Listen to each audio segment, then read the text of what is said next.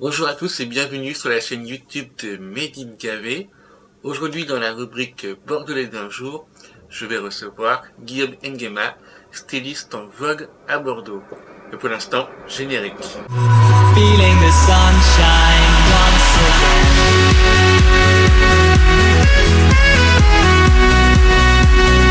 Aujourd'hui, Guillaume Nguema me fait le plaisir de nous recevoir. Merci à toi. Merci à toi de m'accorder cette interview. Donc, depuis quand tu es styliste? À vrai dire, je peux pas te répondre. Ah. Je sais pas. J'ai toujours fait ça, aussi loin que je me souvienne. Ça a dû commencer vers 5-6 ans, 7 ans peut-être. D'accord. Donc j'ai toujours fait ça, effectivement. Mais d'où te vient cette passion en fait? Je sais pas, je crois que en fait c'est ma mère qui a acheté du tissu quand j'étais plus jeune. Et je fouillais dans ses affaires et je suis tombé sur du tissu qui a peut-être dû me plaire à cette époque-là. Et je pense que c'est à ce moment-là que je suis tombé dedans. J'ai commencé bon, peut-être qu'il va falloir le couper. Je lui ai volé du tissu quand j'étais plus petit. Ah. Je lui ai volé du tissu et j'ai commencé à faire mes trucs, coudre à la main. Enfin voilà, je passais du temps là-dessus, quoi. C'était un loisir. D'accord. Un loisir. Qu'est-ce que c'est devenu? Oui, en grandissant, c'est devenu ce que c'est devenu aujourd'hui, mais ça a commencé comme ça. Ouais. Ça a commencé. Depuis, tu ne prends plus de tissu en loose day. Je l'ai fait pendant quelques années. Mais elle m'en veut plus aujourd'hui, c'est bon. Non, bah ça va alors. Mais justement, tu travailles avec quelle matière principalement? Je travaille, en fait, c'est au feeling, en fait. Je travaille avec tout. Je peux travailler avec du tissu très fin, du tissu épais, du cuir, tout, jacquard, tout. Ouais.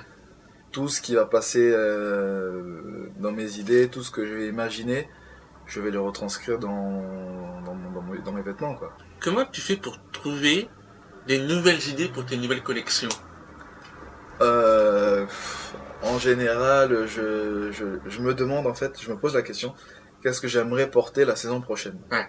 Qu'est-ce que j'aimerais porter? Si j'aimerais porter du brillant, du sobre, de l'intense, du fort, je sais pas, je me pose la question.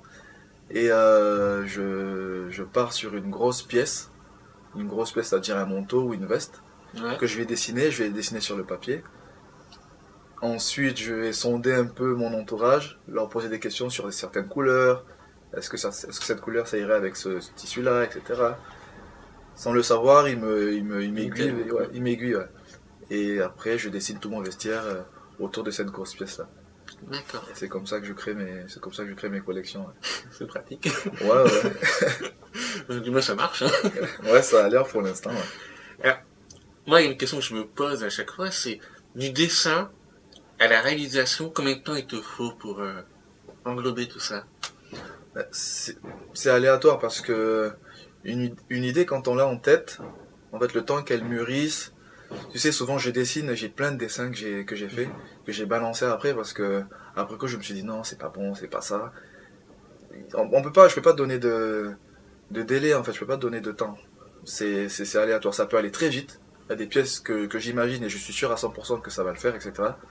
Il y a des pièces que je vais garder, ça peut mettre peut-être 1 mois, 2 mois avant que je sois sûr de ce que je veux à la fin. Donc après, entre le dessin et la réalité, le tissu a un autre mouvement et un autre rendu. Je peux pas répondre, en fait, c'est difficile. Alors, dans quel pays tu vends? Tu vends sur Internet, hein? Je vends, cette collection-là, celle qui est en ligne en ce moment, je la vends que sur Internet, effectivement. Mais sinon, je vends où? Je vends en France, ouais, à Paris, un peu partout en France, Lyon, Bordeaux, Marseille, voilà. Je vends beaucoup à l'étranger, aux États-Unis, Finlande. Là, c'est les dernières commandes que j'ai envoyées, que je vais te donner là. Finlande, il y a eu Allemagne, il y a eu Corée. Ouais, la Corée, la Du Corée Sud, du parce la que Corée je du pense Sud. que le Nord n'a pas. Non. Malheureusement. Oui, malheureusement, ouais. Ouais, de mémoire, bon, je vais un peu partout, hein. J'ai pas de. Ouais. Non, c'est Internet, ça donne accès à tout le monde entier. Bien sûr.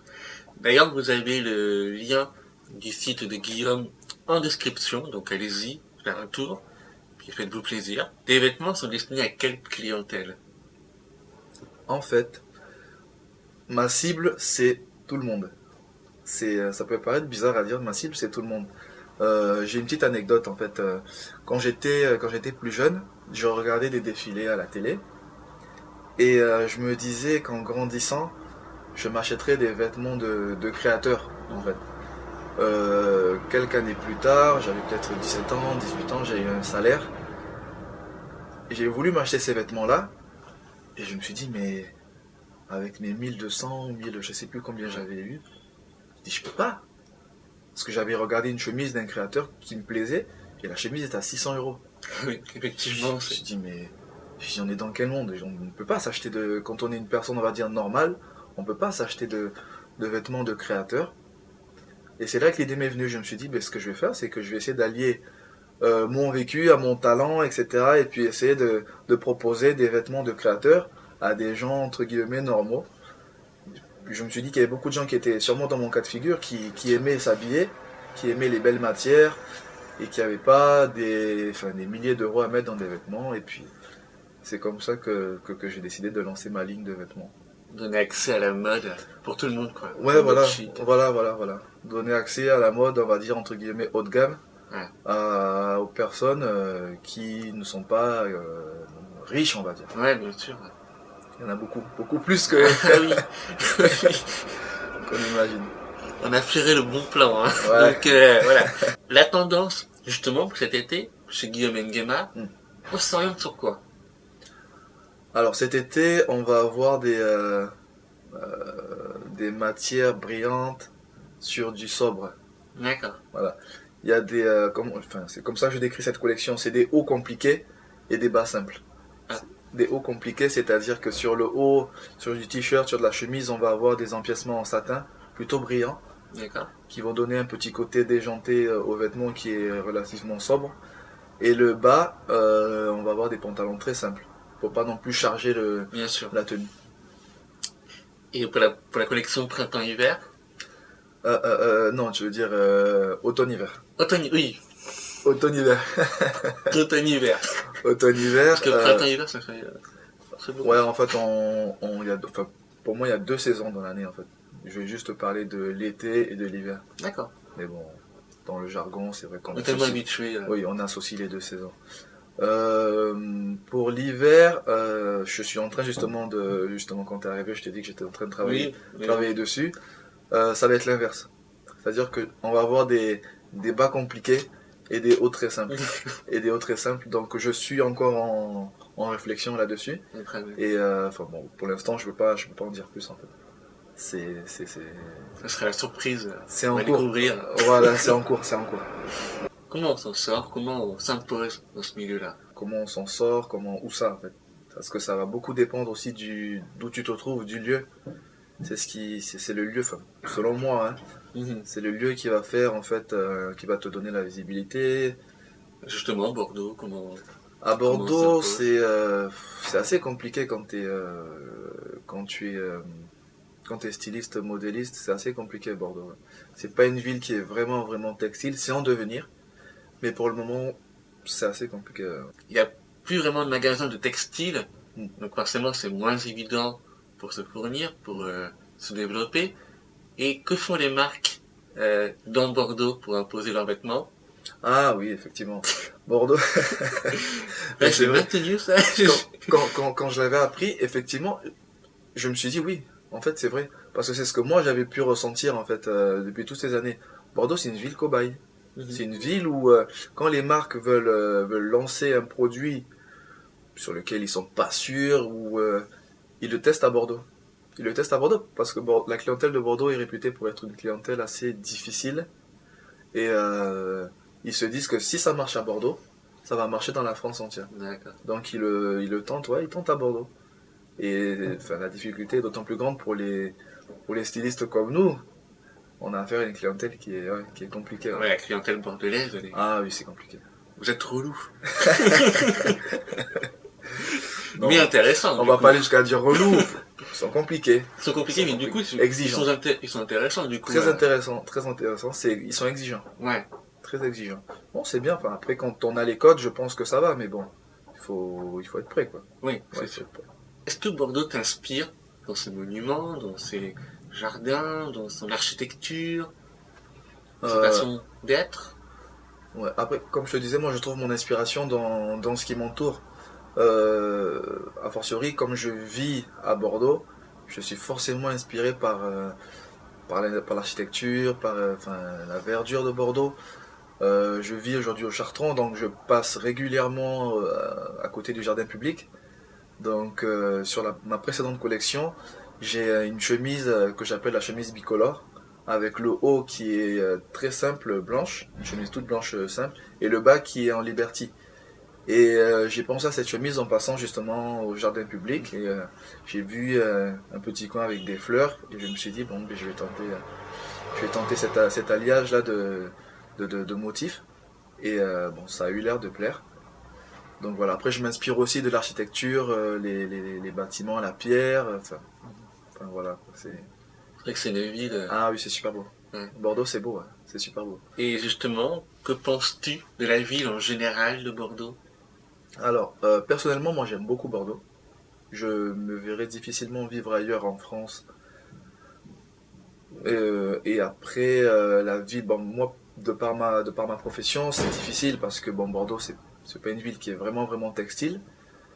Mais c'est en train de bouger. Je le vois que les choses sont en train de bouger. Il y a plein de petits magasins qui essayent de faire leur truc. Donc non, c'est en devenir. Je pense on a les, comment dire, comme je le disais avec un ami hier, on a les défauts des petites villes et les défauts des grandes villes aussi. C'est-à-dire qu'on est les deux en même temps. Ouais, On est les deux en même temps. Ça peut plaire à beaucoup de gens, mais moi ça m'embête parce que je veux que ça grossisse pour que le textile aussi bien grossisse sûr. en même temps. Donc ouais, non, c'est ce que je pense de Bordeaux. Ouais. J'aime cette ville, hein, de toute façon. C'est difficile de pas aimer Bordeaux. Ouais. Bordeaux peut-il aider à développer des actions dans l'univers de la mode? Est-ce qu'ils peuvent en faire plus? Créer des événements pour les stylistes, des défilés? Euh, ça serait bien. Ouais, Ça serait bien, ça serait bien. Je pense qu'il y a la place en plus. bien Il y a sûr. la place et enfin, les personnes que j'ai en face de moi en général quand je parle de mon activité sont plutôt enjouées, ont plutôt envie de savoir, sont curieux de savoir ce que je fais. Il y a beaucoup de gens qui passent me voir à l'atelier, des gens que je ne connais pas, qui me suivent sur les réseaux sociaux, qui me demandent où est-ce que je travaille, qui cherchent à savoir où je suis et viennent voir, ils prennent un petit café, on discute, je leur parle de ce que je fais.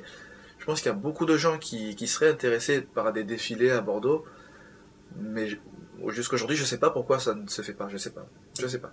Mais il y a la place. Mais vous n'avez pas pensé à vous réunir avec plusieurs stylistes ou créateurs de la ville de Bordeaux et porter un projet à la mairie pour dire... Parce que moi je pense qu'ils sont assez ouverts, qu'ils sont au contraire que pour favoriser l'image de la ville, Ouais. c'est un très bon moyen. Donc y aller à plusieurs, présenter un projet, Bah, bon, ça serait une très bonne idée, hein. Mais moi, ce qui me manque aujourd'hui, c'est le temps. bien sûr. Si j'avais le temps, je le ferais volontiers. Parce que tu travailles seul sur Ouais, je travaille ta seul. marque, Je travaille la seul. communication, le marketing, la Voilà. création, bien sûr. La création surtout, mais ouais, la com, le marketing, tout. Je fais tout moi-même, donc je manque énormément de temps. Bien sûr. Mais c'est vrai que ouais, ça serait super bien, enfin, d'aller voir, de se réunir avec les autres créateurs de Bordeaux, aller voir la mairie. Je pense qu'il serait plutôt ok. Oui. Mais faut trouver le temps de le faire. Moi, aujourd'hui, je peux pas. Je peux pas, mais si, enfin voilà, s'il y a un collectif de créateurs qui se présente à moi et qui me propose un projet, enfin voilà, de défilé, bah, je le fais volontiers, hein. Je le fais volontiers. J'ai fait un défilé il y a quelques mois. Enfin voilà, c'était La Poste qui était venue me voir. La Poste qui était venue me voir pour me proposer un défilé avec plusieurs créateurs bordelais dans leur hangar qu'ils ont à Cestas. D'accord. C'est le plus gros hangar, je crois, d'Europe qu'ils ont. Oui. Enfin, voilà. Et on l'a fait, j'ai accepté, et puis on l'a fait, ça s'est fait naturellement. Aurais-tu un conseil à donner aux jeunes, ou moins jeunes, qui veulent se lancer dans le stylisme, le modélisme? Le conseil que je pourrais leur donner, c'est il faut beaucoup écouter ce que les gens autour de soi peuvent nous dire, sans forcément en parler directement en fait. Tester, parce que des fois les gens ont plutôt tendance à être fermés, enfin, surtout à Bordeaux, les gens ont tendance à ne pas trop comprendre en fait. Quand on est passionné par la mode, les gens le prennent juste pour un loisir, Ouais, une passion. Une passion, en général, on te demande au début, enfin quand tu dis que tu fais de la création de vêtements, on te demande ce que tu fais à côté. Il y a une question qui est terrible, mais les gens ne se rendent pas compte. Une question qui est terrible, elle est comme ça. En fait, quand tu dis que tu fais de la création, on te dit oui, sinon tu fais quoi à côté? Les gens ne se rendent pas compte, mais ouais, c'est assez dur. Ouais, il faut écouter les gens qui sont autour de toi, sa famille, les amis, persévérer. Et si tu devais choisir une célébrité, une personnalité pour représenter ta marque, que la puisse porter sur lui, pour représenter ta marque, tu choisirais qui? À part moi, bien sûr. Ouais, toi, pourquoi pas. Et ouais, célébrité, ouais, je vois pas. Moi, si un mec dans la rue porte mon vêtement, je serais aussi content que si c'est une célébrité, en vrai. Parce que moi, si je l'ai fait, c'est pour des gens comme moi, des gens normaux. C'est pas pour des stars. Après, si une célébrité, oui, porte, bon, forcément, ça va me faire Un coup ouais, de pub. oui, forcément. Mais non, pas spécialement. Je me souviens la première fois quand j'ai vu un mec dans la rue porter une de mes chemises. Ça fait quoi d'ailleurs? Ouais, c'est vrai, ça fait quoi d'avoir quelqu'un qui porte ses affaires qu'on a créées? Ah, ça m'a fait, je sais pas, c'est une sensation, je sais pas, c'était bizarre. Ouais. Ouais, c'était trop bizarre. Je l'ai regardé. Je l'ai regardé pendant, je sais pas, peut-être montre en main, je l'ai regardé peut-être 2 minutes. Ouais, 2 minutes montre en main, c'est lent. Pendant 2 minutes, je l'ai regardé. Et lui aussi m'a regardé, il a dû se dire, mais qu'est-ce qu'il a me regarder? Qu'est-ce qu'il a me regarder celui-là? Et ouais, non, ça fait bizarre. Ça fait bizarre, et c'est une satisfaction monstre. Ouais, c'est une fierté. Ah ouais, J'imagine. c'est terrible. C'est terrible. Ouais, non, enfin, je fais mes vêtements, ouais, c'est pour les mecs normaux, en fait. Mm. Les célébrités, si elles le portent, c'est du bonus, hein, mais c'est pour Mm. pour les mecs comme toi, comme moi. Voilà. Et quels sont tes projets à l'avenir? Mes projets, c'est développer ma ligne de vêtements en France, à l'étranger si c'est possible. Enfin voilà, au moyen terme c'est ça, au moyen terme c'est ça. Développer ma ligne de vêtements, continuer ce que je suis en train de faire. Je sens que là je suis sur un virage là. Faut que je tienne bien et ouais, faut que je développe mes vêtements, ouais. Avec ça, et puis je continue à faire mon truc à l'atelier. Tu viens me voir, on prend un café, on discute, on joue au golf. Ouais, c'est un atelier, J'ai un terrain de golf dans l'atelier. Non, on se fait des mini-golf ici. Et non, en délire, quoi. Excellent. Ouais, je m'amuse bien dans ce que je fais. Et, C'est le plus important surtout. Ah oui, ah oui. C'est le plus important. Il faut que ça soit. Pour moi, ça a toujours été un loisir, donc je m'amuse et je fais ce que j'aime en même temps, donc c'est l'essentiel. Eh bien écoute, merci à toi. De rien. On va Merci. te souhaiter une bonne continuation. Merci beaucoup. Et surtout, n'oubliez pas de vous abonner à la chaîne et de mettre un pouce en l'air. Et d'aller suivre Guillaume Nguema sur Facebook, Instagram et Pinterest. Et Pinterest, Facebook, Instagram, du même nom, Guillaume Nguema. Oui, Guillaume Nguema. Et voilà, vous me trouverez directement. De toute manière, je mets tout ça dans la description, en lien sur YouTube et sur les pages de Made in Gavé. Donc je vous remercie et puis je vous dis à bientôt. Merci à toi. Merci.